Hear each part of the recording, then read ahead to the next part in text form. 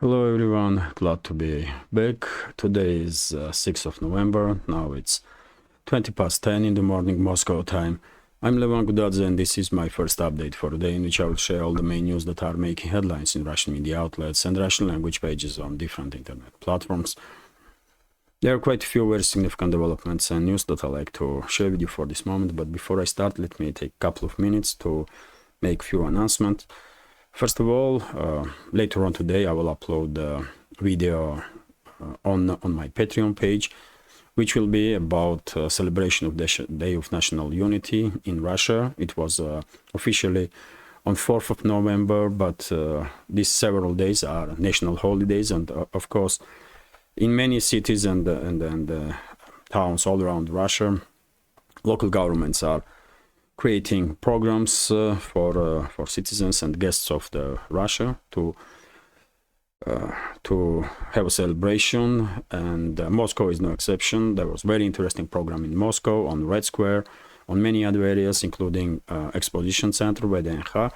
And yesterday I did make videos in those areas, and I will upload that on Patreon, maybe even on second channel from Russia with Levan. You can see link for that channel under this video in description box or a pinned comment. And also, by the way, I want to talk about this idea to conduct two updates daily. First one, short update, 10-15 minutes, and second one, just ordinary update with all the main news that are reported by Russian media. But when I was thinking about it, I already have not enough time to do everything that I planned for the day. And if I take on some additional task, I'm afraid it will make even more difficult to work. So at least for now, at least for time being, as you understand, dear friends, I don't have a team of producers here, and everything have to be prepared by me and done by me. So only so much I can do simultaneously, and that's why I can understand, dear friends, that many of you want shorter videos, but at some time in the future maybe I will be able to do so. But at this point I will continue with this traditional format, one major update a day. I will just try to make it as short as possible. That's all I can do. So that's been said, let's talk about news now, and I will start with short summary of the situation on Ukrainian battlefield. According to reports from Russian media outlets, there was no significant changes on any of the sectors of the front line. During the night, Russian side conducted missile and drone strikes on logistical and military infrastructure of Kiev regime in several directions, and the main area of Russian strikes were Odessa region, and Russian and Ukrainian media outlets are reporting that some significant damage was done to portal infrastructure in Odessa.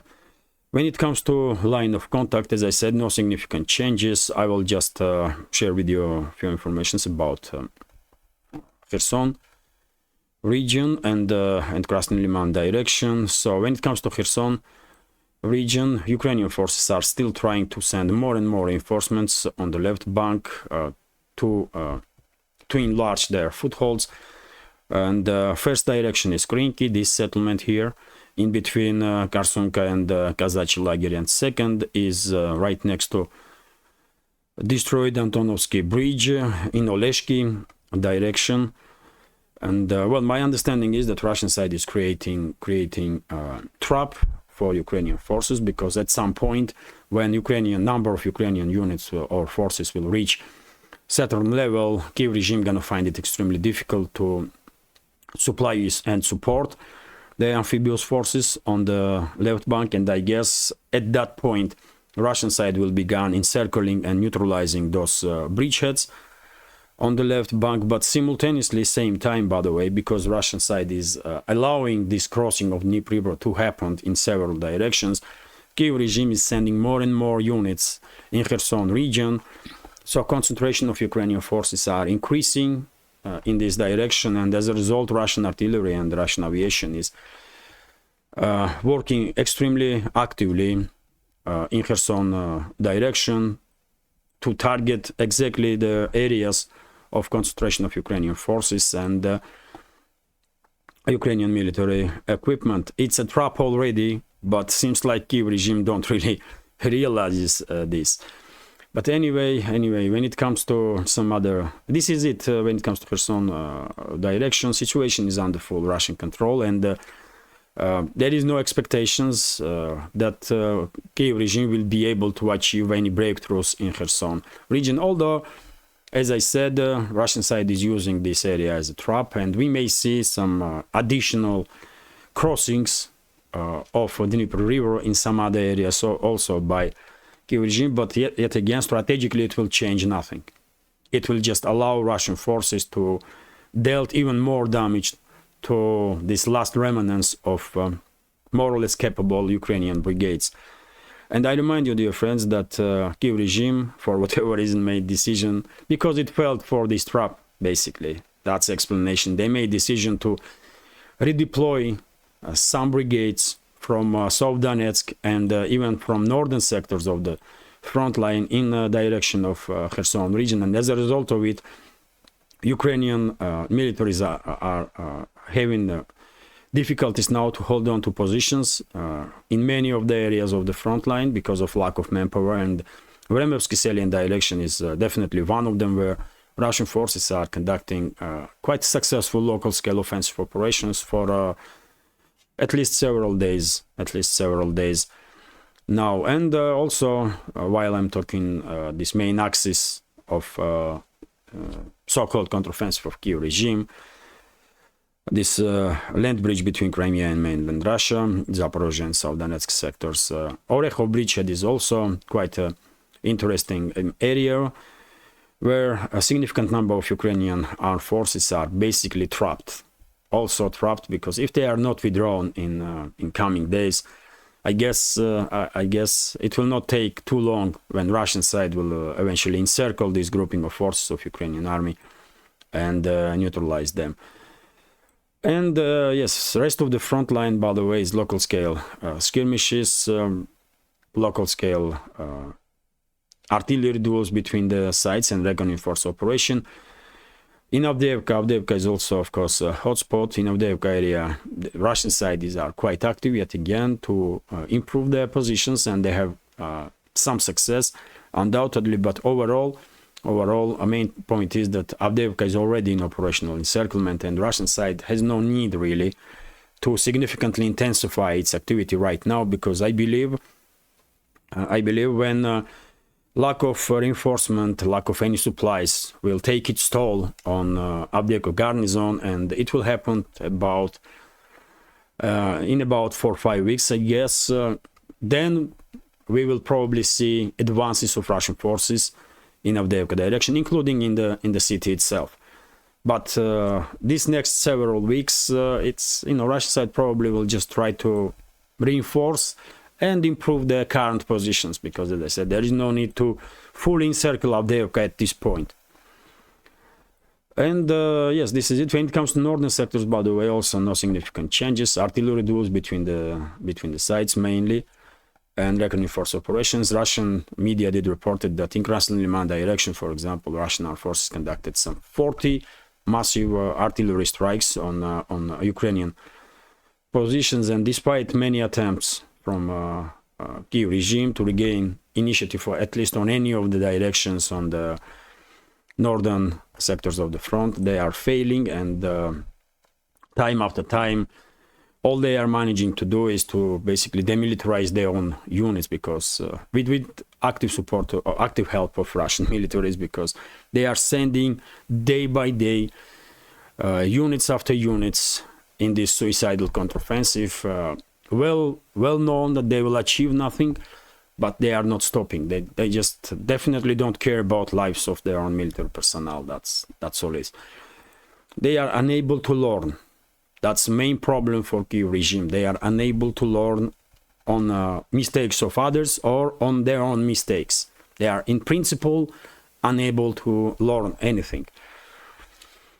But anyway, let's continue. TASS news agency is reporting, by the way, that the Russian grouping of forces Dnipro conducted massive artillery and aviation strikes on Ukrainian positions in Kherson region. I just spoke about it.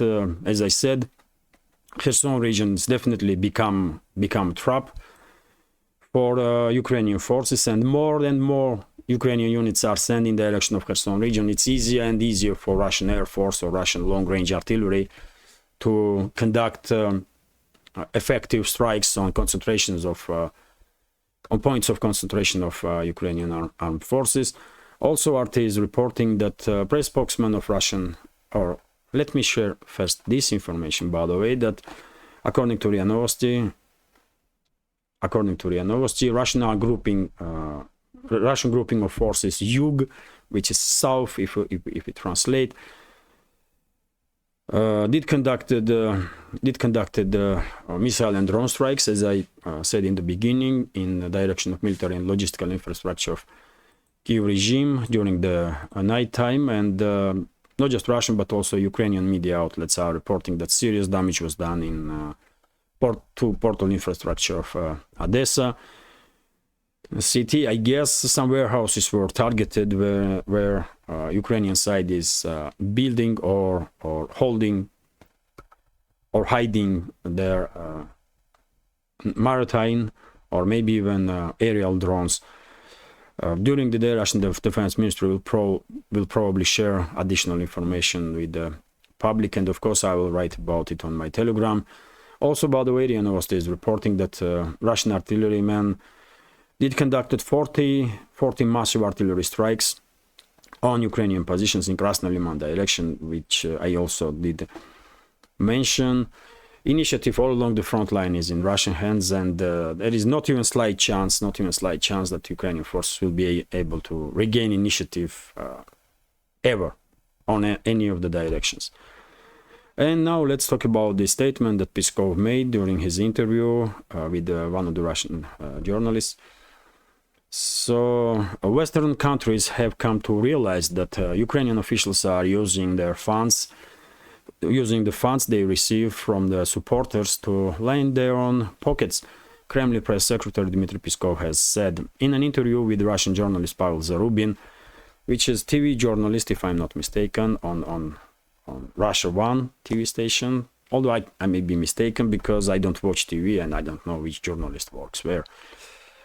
But anyway, in an interview with the Russian journalist Pavel Zarubin, released on Sunday, Peskov claimed that Western leaders understand that a certain part of the money they give to Ukraine is simply put stolen, adding that this reality is recognized by US policymakers at various levels. Well, hard to disagree with Peskov, isn't it?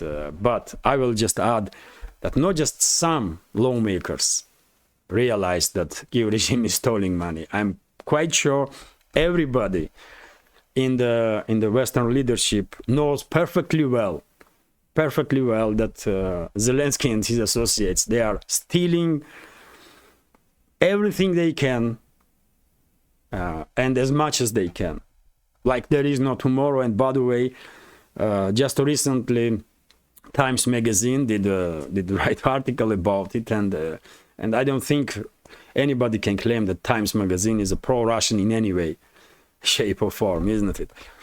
So, of course, everybody knows that Kiev regime is stealing everything, by the way, like there is no tomorrow. So no surprises here. And, well, when it comes to Western attitude towards Kiev regime, we all did see recently that major capitals in the West are trying to increase or intensify this preparation of the ground to distance themselves from Zelensky and his associates, and it will happen at some point. It will definitely happen at some point. There are some reports that Washington, even though Washington is pushing Kiev regime, according to some media outlets, to begin negotiations with Russia. Same time, Washington wants to present this as idea of Kiev, but whatever the games Washington and London are playing, by the way, including this topic of possible negotiations, I guess we all understand that if there will be any negotiations, only on Russian terms, and yet again, at this point, I find it difficult. To understand how Moscow can trust anybody in the Kiev or in the Western ruling class, and to conduct negotiations at all. I mean, if there is even will to negotiate peace settlement, how can Moscow trust anybody in the West? I mean, is it even possible theoretically? No, because they openly said quite a few times that they were constantly lying to Russian side, even when they were signing agreements with Russia or with participation of Russia. So they were using negotiations, agreements, and so on to gain some time and to lie to Russian side. And in these circumstances, when the Western ruling class cannot be trusted, how Kremlin gonna conduct any negotiations? I mean, even if there is will in the Kremlin to talk peace, and there is, by the way, I mean, Russian officials many times did say that sooner peace negotiations will be done better, but with whom? That's a question. And after all, I guess it's obvious that freezing of conflict at this point is disadvantageous for Russia. Russia cannot agree on that. So I guess we will see real negotiations only when Russian side will establish at least control over the Kharkov region, from Kharkov to Odessa, at least over the entire eastern and southern Ukraine, from Kharkov region to Odessa region. Then Moscow may agree on some negotiations. Although even in that case, I find it difficult why Moscow will allow Kiev and surrounding areas to remain as a quasi-independent state under direct rule of NATO or Washington, because that so-called state will constantly generate problems and threats for Russia. So very difficult situation. To talk peace is good, but with whom, first of all, and in what conditions? That's question. But anyway, let's continue. RIA Novosti is reporting that, according to media reports, including Israeli media reports, during the previous 24 hours, Israeli sides conducted 450 strikes against Hamas positions, according to, yet again, Israeli militaries. And I did see some reports, by the way, on different channels that during the previous 24 hours, Israeli forces were shelling Gaza Strip like never before. So it was hell in the Gaza Strip. Also, TASS news agency is reporting that Israeli fighter jets did conducted strikes on Hezbollah positions on the heights of Kfar Shuba and Halta. This is southern Lebanon. Well, for whatever reason, Israeli forces are on daily basis provoking Hezbollah, and this is very dangerous development. Because, well, as we all know, more and more military assets of NATO member states, including United States, have been deployed to Middle East, close to shores also to Israel in Mediterranean, and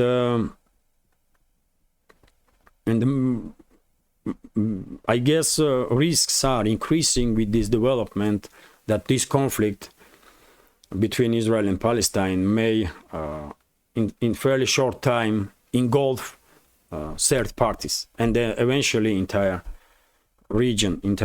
Just this morning, by the way, I did share on my Telegram information about this information, by the way, about deployment of US Ohio class strategic submarine into Middle East. And usually Ohio class, which is biggest submarines in US, biggest nuclear submarines in US arsenal, usually majority of these submarines are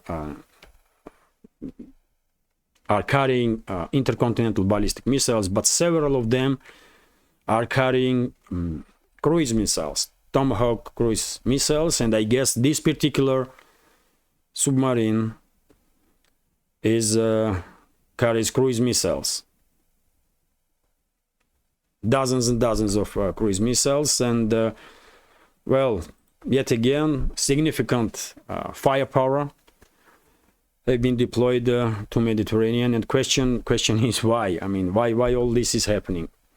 If Washington, London, and some other major capitals in the West, and also government of Israel, are not planning to enlarge this conflict, to engulf entire region in the conflict, then why NATO member states are deploying so much military power? That's question.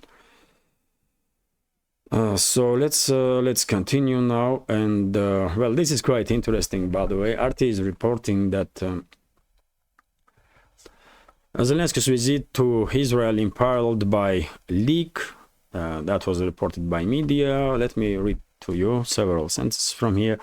A planned trip by Ukrainian President Vladimir Zelensky to Israel later this month may not happen after Israeli Channel 12 News was tipped off about the visit. An unmanned Ukrainian diplomat told the Times of Israel on Sunday he wanted the trip to be public when he stepped in on Israeli soil.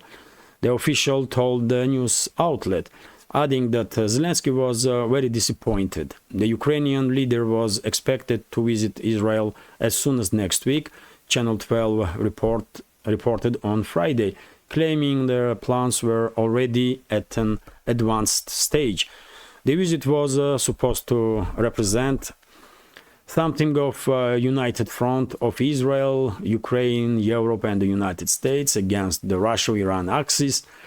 This would culminate in a photo Zelensky would take with Israeli Prime Minister Benjamin Netanyahu and Israeli President Isaac Herzog to send a message of enlightened world under attack, standing against the less enlightened world attacking, according to the network.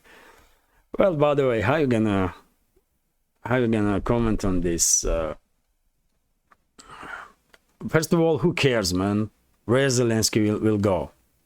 That's first point. Who really cares? I mean, nobody. And secondly, I don't think Israel really wants to destroy its relationships with Russia. I don't think so. I don't know if this visit of Zelensky will take place or not. I don't really care about it, but I don't think Israel will give opportunity. And I don't understand why Netanyahu's government or Israeli society will want to see Zelensky clear puppet of Ukrainian neo-Nazis to walk around Israel, man, and act as some kind of freedom fighter. I mean, come on, though. Many Israelis are probably ashamed of Zelensky, who is formally representing the Jewish community. I'm quite sure many Israelis, by the way, are ashamed of that kind of individual who is a clear puppet of Ukrainian neo-Nazis. Of course, he is a puppet of Washington and London mainly, but he's definitely acting under influence of Ukrainian neo-Nazis, and he never said anything against them since becoming president, against Ukrainian neo-Nazis. But anyway, let's continue. As I said, man, no one cares about Zelensky and where he go or not. I just don't understand why Israel needs this puppet in Israel, and why Israel would allow Zelensky to somehow influence relationships between Russia and Israel. More or less working relationships, by the way. Anyway, let's continue. RIA Novosti is reporting that UN did made a statement about casualties among UN personnel in the Gaza Strip, and according to latest reports, 88 members of UN agencies in the Gaza Strip have been killed since the beginning of Israeli-Palestinian escalation. Number of casualties, by the way, increases on daily basis in unimaginable scale. Combined, it's already about 30,000 casualties if we combine Israeli casualties and casualties on Palestinian side, and the vast majority of these casualties are civilians, and unbelievable number of kids, especially when on Palestinian side, because Gaza Strip, almost half of population of Gaza Strip are underage kids. It's tragedy. It's a tragedy and shame of humanity, really, what is going on in the Gaza Strip, because it's I mean,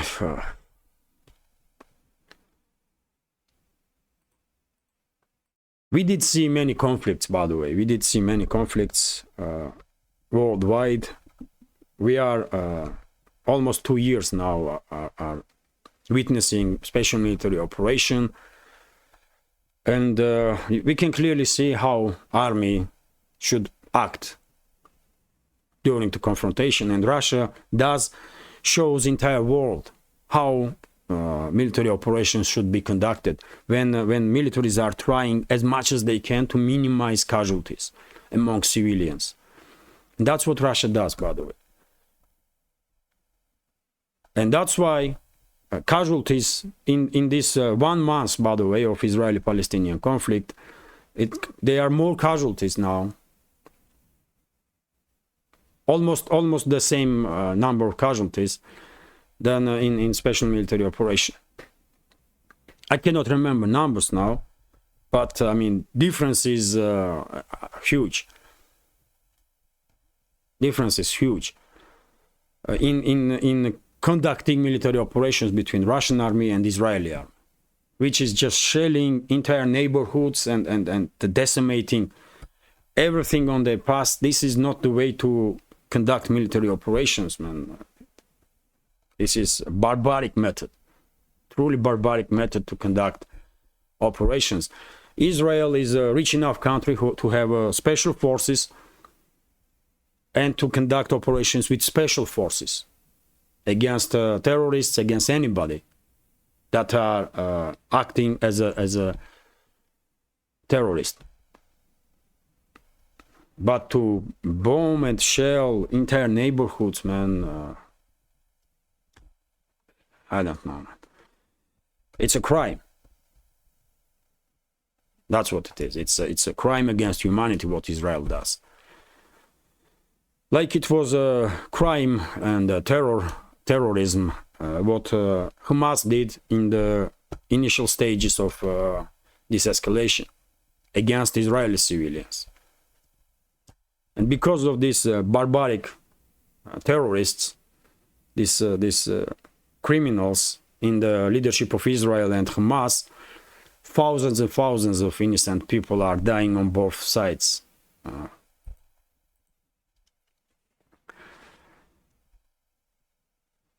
And I'm afraid, by the way, if this conflict in Israel will continue, I'm quite sure casualty number will fairly soon be significantly more, just in a month or 2 months time, significantly more than casualty numbers among civilians in zone of special military operation, which is already almost 2 years, by the way. But anyway, let's continue. RIA Novosti is reporting that US bases become under drone strikes in Iraq while Blinken was visiting Iraq. Well, US bases are on the daily basis striked or under fire since the escalation in the Middle East, and I don't think this will stop anytime soon.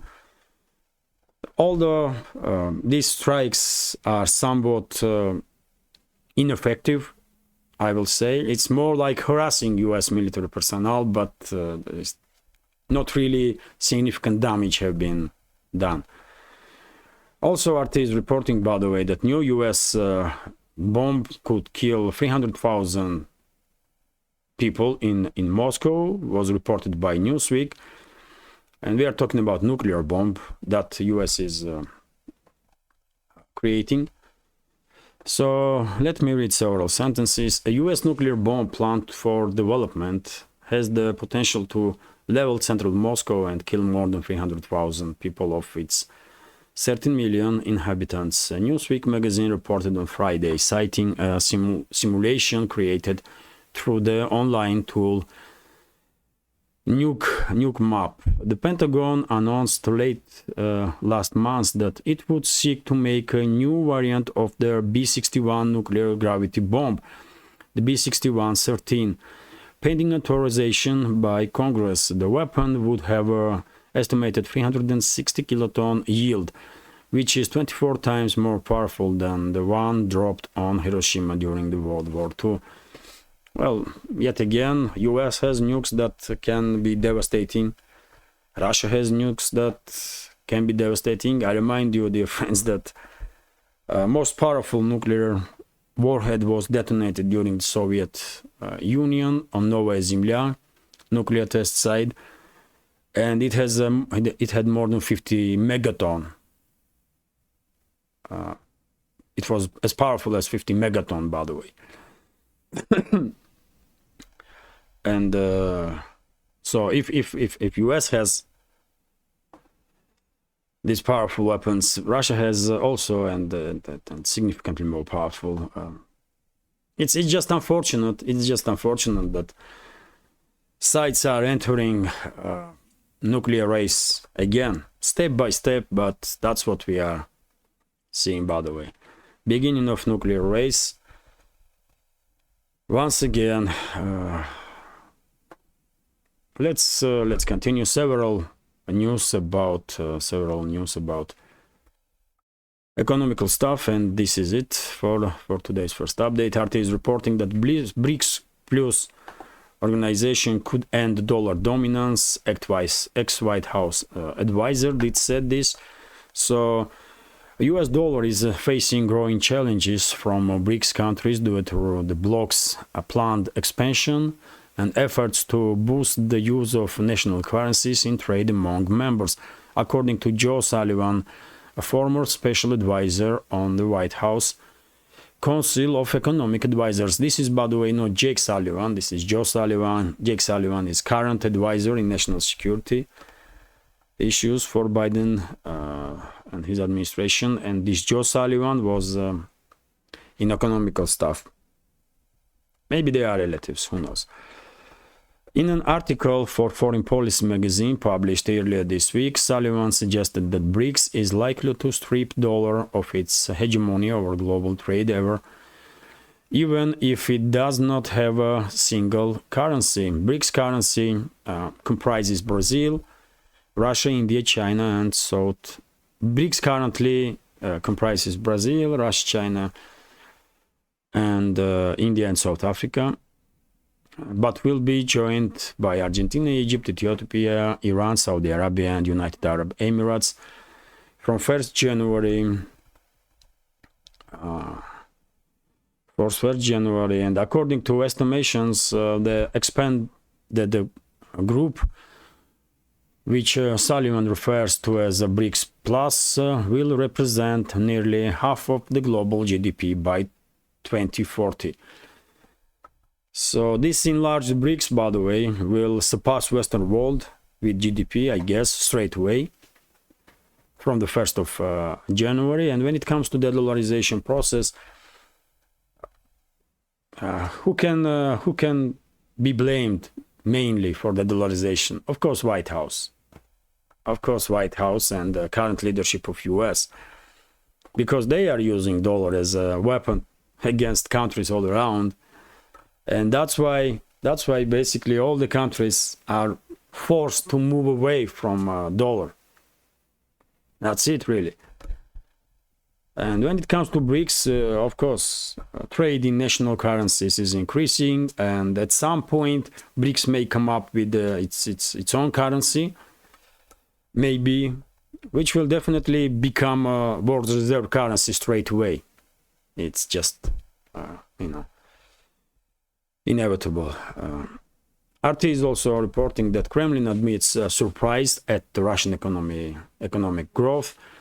The Russian economy has stabilized beyond expectations despite the Western sanctions, presidential spokesman Dmitry Peskov said on Sunday during the marathon held by Educational Society Znania at the International Russia exhibition.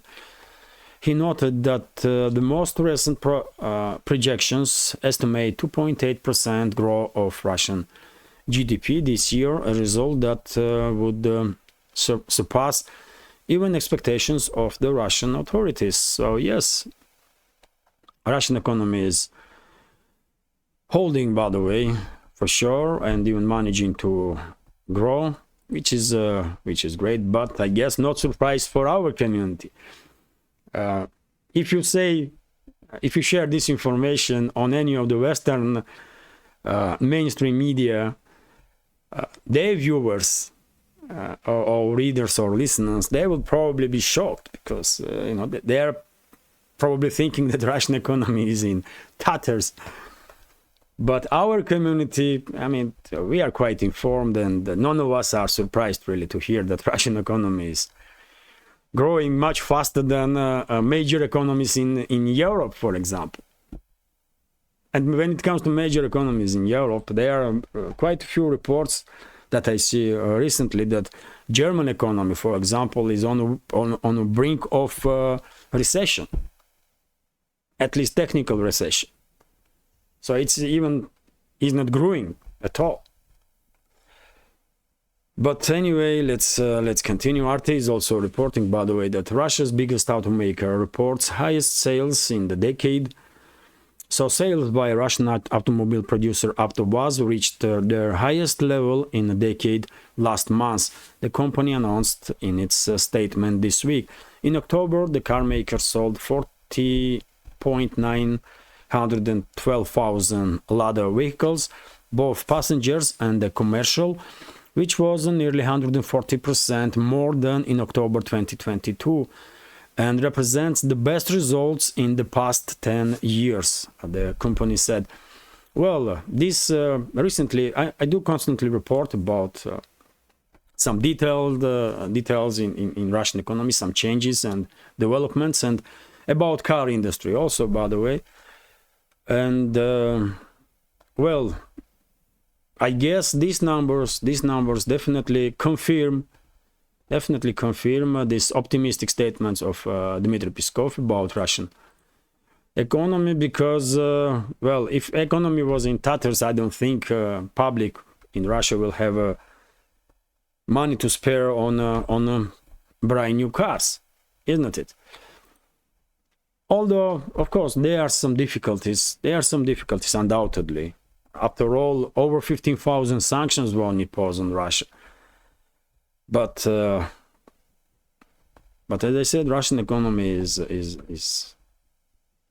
withstanding this pressure and even managing to further develop. And this is going to be last news for today's first update. RIA Novosti is reporting that Earth, by the way, our planet, was under heavy influence of the sun, especially on 5th of November, and there was magnetic storm on the Earth. And as a result of it, by the way, some spectacular images were seen worldwide. And for example, as you can see here, by the way, this is Northern Lights that was seen in Crimea, by the way, in Rostov, in many other southern regions of Russia. Just look at it, man. It's a very rare occasions when northern lights can be seen in the southern regions of Russia or world, by the way, because usually northern lights are close to northern latitudes, isn't it? So, well, that's quite interesting. I guess there was some strong eruption of coronal eruption on the sun surface, and Earth did pass through these charged particles from the sun, and as a result, this magnetic storm did occur, and many people were able to see these northern lights first time in their life in the southern regions of Russia and many other countries, I guess, worldwide. And this is it for now. Hopefully you will find this update interesting, and if so, please click that like button and leave some commentary about any topic you like. And this is the only way, dear friends, I guess, to somehow fight back this immensely aggressive YouTube algorithm and to reach wider audience. And for very same reason, if you can please share links to my channel or my videos with your friends on Facebook, Twitter, Telegram, or any other platform that you are active on. And if you think this project with several channels, including these ones on YouTube, Rumble, and Telegram, are useful, informative, has some potential, and deserves to exist, please consider to support with small donations through PayPal, Buy Me a Coffee, or by subscribing to my Patreon page. You can see links under this video in the description box or in the pinned comment. This is it for now. Have a great day, a successful new week. Take care and see you soon.